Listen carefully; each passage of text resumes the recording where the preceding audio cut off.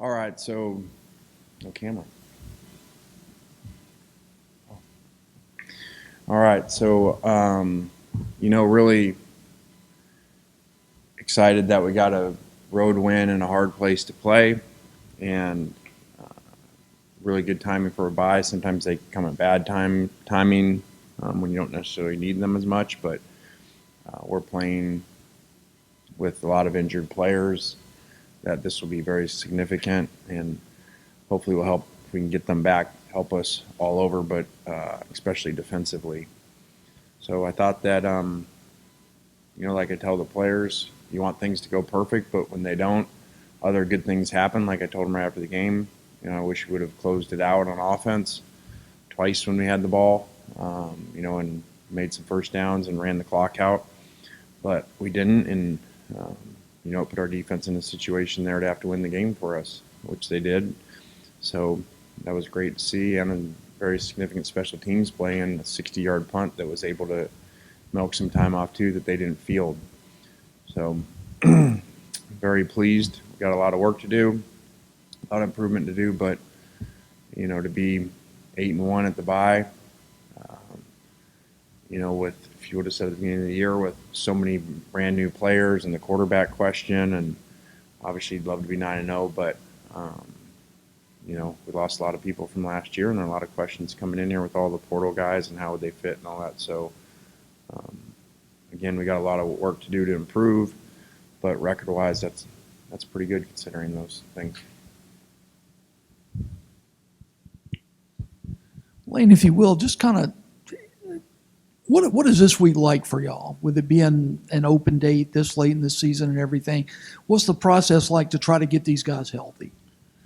Well, any open date, you still wanted to get some work done, maybe new schemes or things, but especially players that haven't played as much.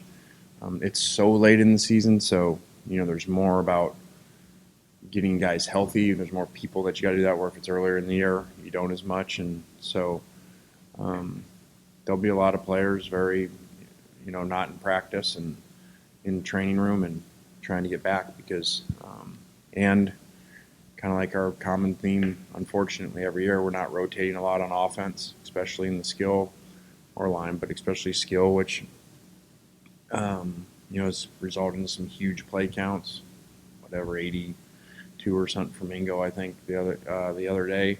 So there's a lot of guys that need to get their bodies back. Just asking you to answer in general, but what is your gauge on recruiting and how these prospects have responded to you guys being 8-1 at this point in the year, and as you mentioned, having to kind of you reload it as opposed to rebuilding? Yeah, I think whatever 10-2 regular, so 18-3 in regular season games over 2 years. That they've been at a lot of them. They've seen them on TV. That's a lot of wins and success, and that it usually winning impacts recruiting. At least it used to a lot. So I think that we've had very good reception from guys that are interested in coming into a program that is winning and having a lot of fun doing that. And hopefully they overlook some other things.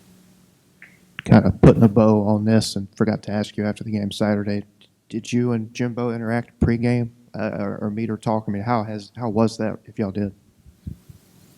That was unusual. I've coached for a few years, and always shake hands with the head coach before the game, like I was taught. But I stood out there for a while, and he never came over, so I don't really know what the issue is. The media guys were there doing the game, so they said, don't feel bad.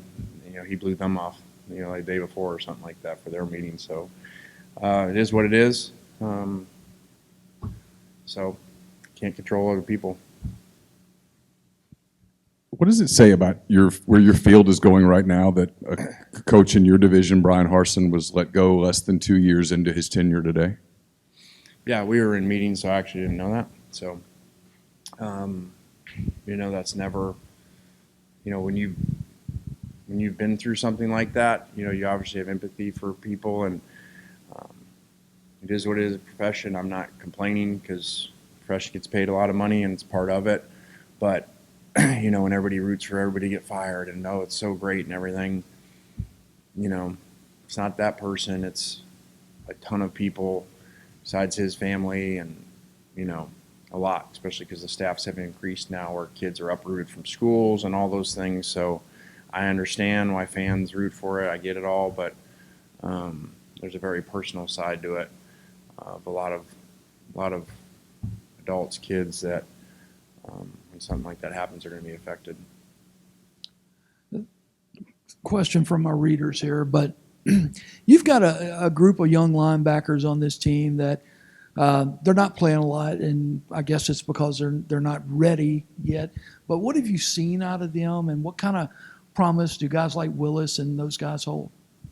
Yeah, some are playing on special teams, and we do think that was a really good group signed, and knew that there was, some number issues coming up, and so I think those guys will be really good players. It's a hard position to play right away, that it takes time. Quinshon Junkins and Nick Broker won some SEC awards this week. Just your thoughts on that and reaction. Are you surprised? No. So when you play well and you win games, and statistics are really well in an area like running, those are going to happen. But Q, like I said, that was pretty cool on his 19th birthday. To have 34 carries, which our staff was all complaining about all the injuries, by them. But they had 9 defensive injuries that stopped the clock, that they stayed down for a very long time, as we all saw.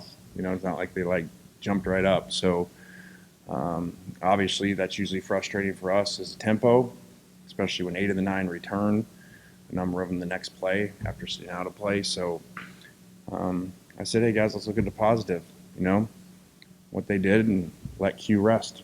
So every time they had those injury timeouts, Q got to rest and was able to carry the ball 34 times. So, I know it got some play about, messing around with their DB and stuff, but, that's the game's emotional. I was having fun with him because he was another one of the amazing stories where he'd been out the play before, and, play was over, and all of a sudden he looks at the sidelines and he went down, and then he's back the next play. So I'd been joking with him for a little bit there. But I have fun with that. Those kids like him, have alpha personalities, 5-star, and, we communicated after and laughed about it. So, Lane, we saw Zach Evans make a really significant impact on that game Saturday night. It didn't look like he was 100%, but man, he was certainly going 100%. Do you anticipate more and more of being able to integrate Zach into that backfield with Q the rest of the way? Yeah, I think this week off will be huge for Zach. I think a lot of that was adrenaline based, where he was able to do that and didn't have a knee brace on, and then he felt it, and then came out, put a knee brace back on, and obviously he had the one run where he would have always scored on that, where he fell down. So you can tell he's not fully healthy, but he pushed through and made some big plays. And I think that sideline running the guy over, which we just showed to the team, was a lot for our sideline on a road game, and also, as we've mentioned with him before, there were some early in the year that weren't like that, and then that Vanderbilt, he seemed to change. Kind of got the rare opportunity of the bye week ahead of the Alabama game. Just for you and your staff, when will y'all kind of start looking at Alabama? I know you won't do anything on the field till next week, but when will y'all start looking? And I guess will you watch that game Saturday night? We'll start as soon as we leave here. We just met with the players, let them go, so we'll start on that ourselves with Alabama and work on it all week. I know this has happened to you a lot over your career, but when your name comes up in jobs like this, do you address it with your team? Does it come up when you talk to recruits, that kind of thing? I never do with the team. Never have. Recruits, you deal with that all the time. I would guess any time that you've probably taken jobs, and haven't been at one place forever, I bet every coach gets that. So I get that all the time from recruits. That's just part of it. And recruiting is competitive, and that gets used against us. And so we've been dealing with that for a long time. So it would be nothing new.